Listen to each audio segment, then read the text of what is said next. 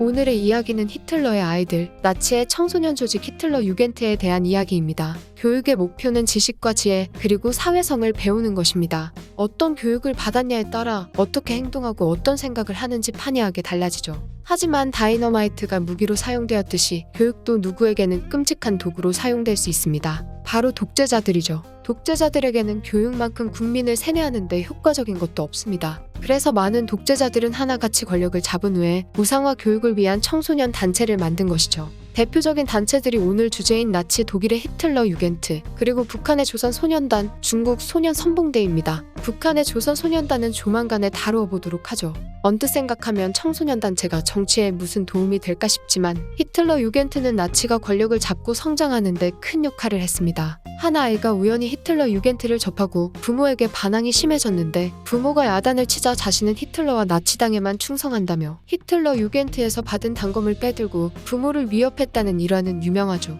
히틀러 유겐트는 1922년 나치당의 작은 청년 조직으로 시작했습니다. 처음에는 그렇게 세력이 크지 않았죠. 당시 독일의 주요 정당이던 3인당이나 중앙당에서 견제를 하기도 했고 1차 세계대전에서 패하고 혼란스러웠던 상황이 24년부터는 안정되었기 때문입니다. 하지만 1929년 미국에서 시작된 세계 대공황이 독일을 덮치면서 상황은 급변하기 시작합니다. 경제가 어려워지고 인플레이션과 디플레이션이 연달아서 발생하자 거리에 나앉는 사람들이 급증하기 시작했죠. 지금도 경제가 안 좋아지면 대처가 미흡했다, 정책이 잘못된 것이다 등 정부가 잘못한 것들이 연일 뉴스에 나옵니다. 세계 대공황 시절 독일도 다르지 않았죠. 많은 사람들은 정치와 현 체제에 대한 불만을 품게 됩니다. 구체적으로 독일의 주요 정당이었던 3인당, 중앙당, 민주당이 이끌던 바이마르 공화국 체제에 대한 의구심이 생기기 시작한 것이죠. 강대국들에 끌려다니고 막대한 배상금에 한마디도 못하는 나약한 정권이라고 생각한 것입니다. 특히 젊은 청년들은 격하게 분노했죠. 막 사회생활을 할 시기에 경제가 무너져서 일자리를 구하는 것이 하늘의 별 따기인 상황이었기 때문입니다.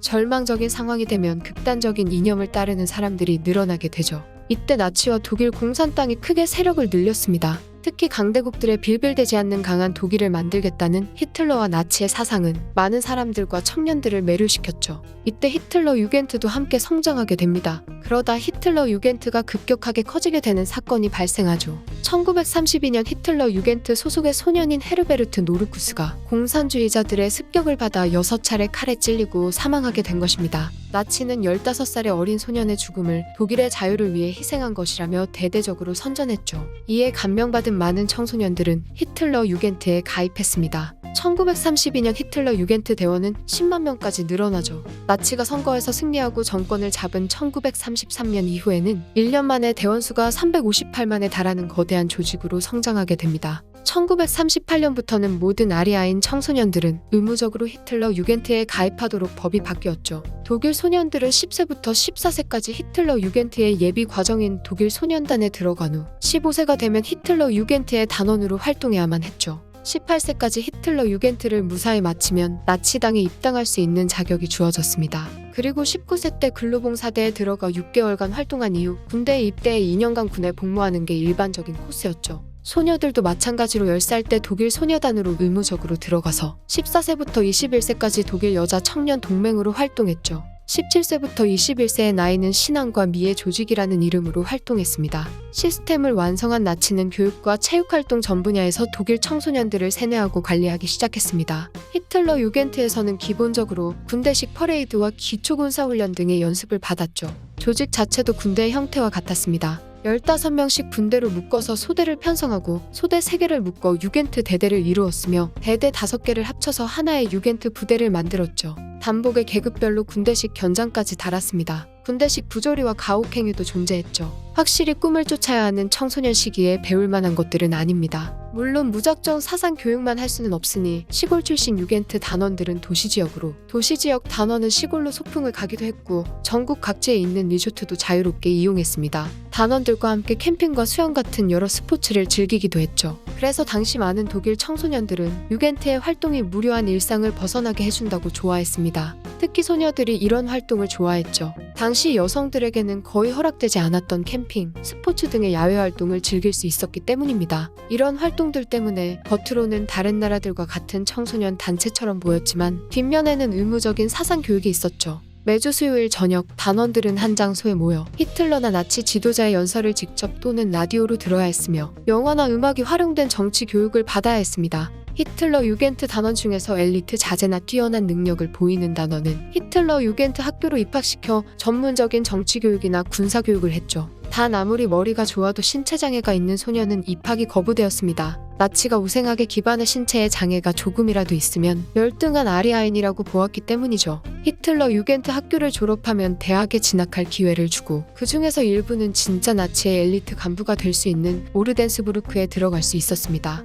사회적인 성공과 명예를 바라는 많은 독일의 청소년들은 히틀러 유겐트 학교에 들어가고 싶어 했죠. 학교에 들어가려면 돋보여야 했는데 방법은 간단했습니다. 바로 숨어있는 유대인들과 사회주의자, 공산주의자, 그리고 전쟁에 반대하는 사람들을 찾아내는 것이죠. 나치 사상에 세뇌된 한 유겐트 소녀는 자신의 부모가 유대인들을 숨겨주고 도와주고 있다는 사실을 알고 나치에 자신의 부모를 고발해 체포시켜 상을 받기도 했습니다. 소녀는 자신의 부모가 잡혀가는 상황에도 아무런 죄책감이나 죄의식이 없었죠. 나라를 위해 마땅히 해야 할 일이라고 생각했기 때문입니다. 얼마 안가 나치는 2차 세계대전을 일으키게 됩니다. 이때 나치의 충성스러운 청년 조직이었던 히틀러 유겐트 또한 전쟁에 동원되었죠. 나치 독일이 우세했던 전쟁 초기에는 징지 명장의 발송이나 후방에서 간단한 노동 지원 등의 일을 했지만 전쟁이 격화되고 나치가 점점 밀리면서 히틀러 유겐트의 청소년들은 전장에 동원되기 시작했습니다. 42년 후반부터는 독수전쟁에서 나치가 고전하자 간단한 군사훈련이 끝난 17세부터 18세의 유겐트 단원을 차출해 전쟁에 참전시켰고 43년 후반부터는 나치의 폐색이 짙어지자 아리아인을 지키자는 명령 아래 많은 유겐트 단원들을 소년병으로 참전시켰죠. 소녀들도 군병원에 투입돼서 부상자들을 간호하거나 고철을 수집하는 활동을 해야 했습니다. 아예 유겐트 단원들을 모아서 소년병으로만 구성된 제12 SS 기갑 사단을 만들기도 했죠. 44년부터는 이마저도 부족해서 14세 이하의 소년들도 전장에 투입했습니다.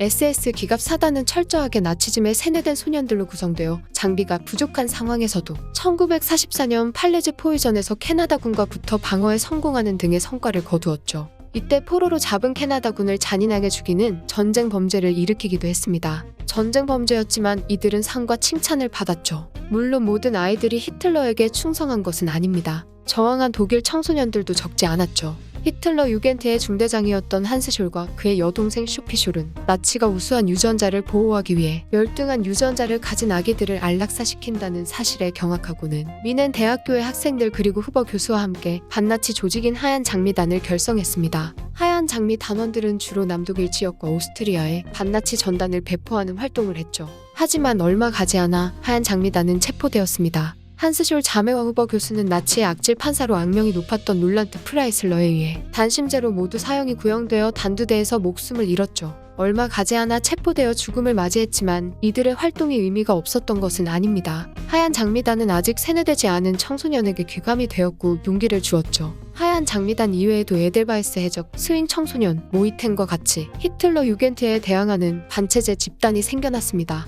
나치 독일에 남아있던 마지막 양심과 정의였던 이들이죠. 히틀러 유겐트는 2차 세계대전에서 독일이 패하면서 함께 사라졌습니다. 히틀러 유겐트의 초대 단장 발두어 폰 시라우는 뉘른베르크 군사재판에서 20년형을 구형받았습니다. 그래도 발두어는 다른 나치 전범과 다르게 자신의 죄를 뉘우쳤죠. 많은 청소년을 끌어들이고 전쟁터로 내몬 것에 반성하고 출소 후에는 전쟁에 억울하게 희생된 유겐트 단원들을 추모했습니다. 지금도 히틀러 유겐트는 독일 사회의 큰 상처로 남아있습니다. 청소년기에 의무적으로 활동했어야 했기 때문에 오랜 시간이 흐른 현재에도 유겐트 단원이었던 노인들이 독일에 남아있죠. 대다수 노인은 유겐트 단원 활동을 했다는 것을 부끄럽게 생각하고 있습니다. 특히 전쟁에 동원되었던 단원들은 정신적으로 큰 상처를 입어 후유증으로 고생하다가 고통스럽게 사망하기도 했죠. 독일 사회에서도 다른 나치 전범들은 엄격하게 처벌하지만 유겐트 단원들에 대해서는 일부 열성적으로 활동한 단원을 제외하고는 처벌하지 않았습니다. 대다수가 자신의 의사와는 관련 없이 무조건 유겐트 단원이 되어야 했고 강제로 나치 관련 활동을 했기 때문이죠. 실제로도 많은 유명 인사들이 과거 유겐트 단원 소속이었던 것으로 논란이 된 적이 있지만 어쩔 수 없었다라고 보는 편입니다. 대표적으로 교황 베네딕토 16세가 이에 해당하죠. 나치의 청년 조직이자 히틀러의 아이들인 히틀러 유겐트 이야기. 이번 편은 여기까지입니다.